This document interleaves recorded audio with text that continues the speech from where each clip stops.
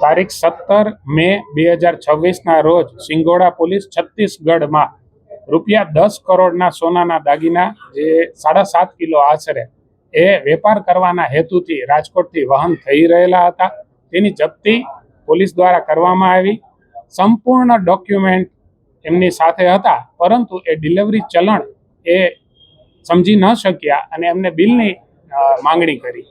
પરંતુ બિલ વેચાણ ન થયું હોવાથી બિલ ન હોય ત્યારે આ વસ્તુ પછી એ લોકોએ કોર્ટમાં રજૂ કરેલો માલ, તો કોર્ટ,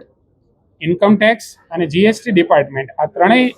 વિભાગોમાં અમે સમજાવ્યું કે ભાઈ આ ડિલિવરી ચલણ એ યોગ્ય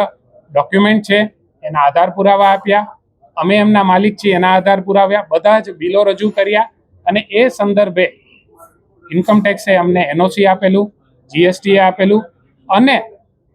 ત્યારબાદ કોર્ટ દ્વારા આ માલ છે એ અમૃત જ્વેલર્સનો છે એ સાબિત થતા તેમને છોડવાનો હુકમ તારીખ 29 મે 2026ના રોજ કરેલો હતો। આ માટે ગવર્મેન્ટે ઓલરેડી સર્ક્યુલર આપેલો છે 10/10/2017નો જીએસટીનો,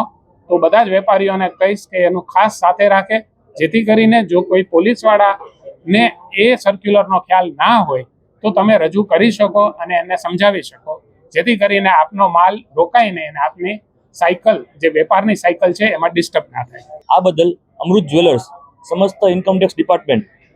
DDIT deputy director, additional director અને પ્રિન્સિપલ ડાયરેક્ટરને થેન્કફુલ છે, એને હૃદયપૂર્વક આભાર વ્યક્ત કરે છે। સીજીએસટી ડિપાર્ટમેન્ટ, એસજીએસટી ડિપાર્ટમેન્ટને પણ આભાર વ્યક્ત કરે છે અને માનનીય કોર્ટનો પણ આભાર વ્યક્ત કરે છે કે જેમને ફાસ્ટ ટ્રેકમાં આખું જજમેન્ટ લઈ અને આનો જજમેન્ટ 15 દિવસની અંદર ક્લિયર કરાવી દીધું।